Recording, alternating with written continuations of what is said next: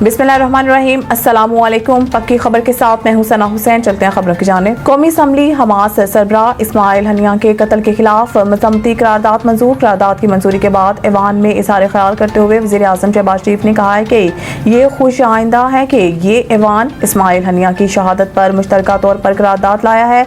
करारदाद की मंजूरी पर ऐवान और तमाम अरकान पार्लियामेंट का शुक्रगुजार हूँ। शहबाज शरीफ ने कहा है कि गजा में 9 माह से कत्लेआम जारी है। खवातीन और बच्चों समेत 40,000 से ज़ायद फ़लस्तीनियों को शहीद कर दिया गया, जबकि गजा में अस्पतालों, स्कूलों और मीडिया नुमाइंदों को निशाना बनाया गया। वज़ीर आज़म का कहना था कि इस कत्लेआम पर आंखें बंद करने से काम नहीं चलेगा। इस्माइल हनिया शहीद के कत्ल के शदीद मज़म्मत करते हैं और इन जुराइम पर सहूनी रियासत को कटहरे में लाना होगा। वाज़ेह रहे कि फ़लस्तीन की मुज़ाहमती तंजीम हमास के सरबराह इस्माइल हनिया की शहादत पर फ़लस्तीनियों से इज़हार यकजहती के लिए आज मुल्क भर में यौम शोक मनाया जा रहा है।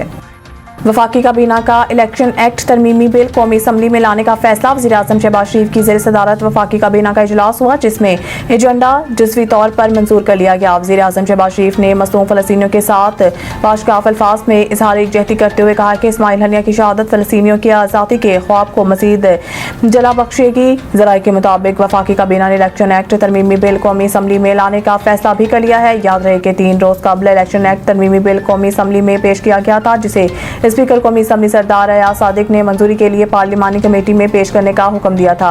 अगले रोज कौमी असम्बली के कायमा कमेटी बराए पार्लिमानी अमूर ने इलेक्शन एक्ट तरमीमी बिल 8 अरकान के अक्सरियत से मंजूर किया, जबकि मुखालफत में 4 वोट आए और शाहिदा अख्तर ने वोटिंग में हिस्सा नहीं लिया।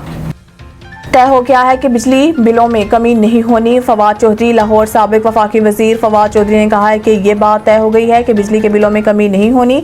लाहौर के इंसदाद दहशतगर्दी अदालत के बाहर मीडिया से गुफ्तगू करते हुए फवाद चौधरी ने कहा है कि हुकूमत बिजली, तेल और तनख्वाहदार तबकों पर टैक्स लगाकर पैसा कमा रही है। ये बात तय हो गई है कि बिजली के बिलों में कमी नहीं होनी। उन्होंने कहा कि अपोजिशन लीडर की नाअहली ये है कि 7 माह बाद भी अलग-अलग एहतजाज कर रहे हैं। जब तक अपोजिशन जमातें इकट्ठी नहीं होती, हुकूमत को कोई फर्क नहीं पड़ेगा। फवाद चौधरी का कहना था कि पीटीआई के 25 लोग लापता हैं, मगर किसी को परवाह नहीं।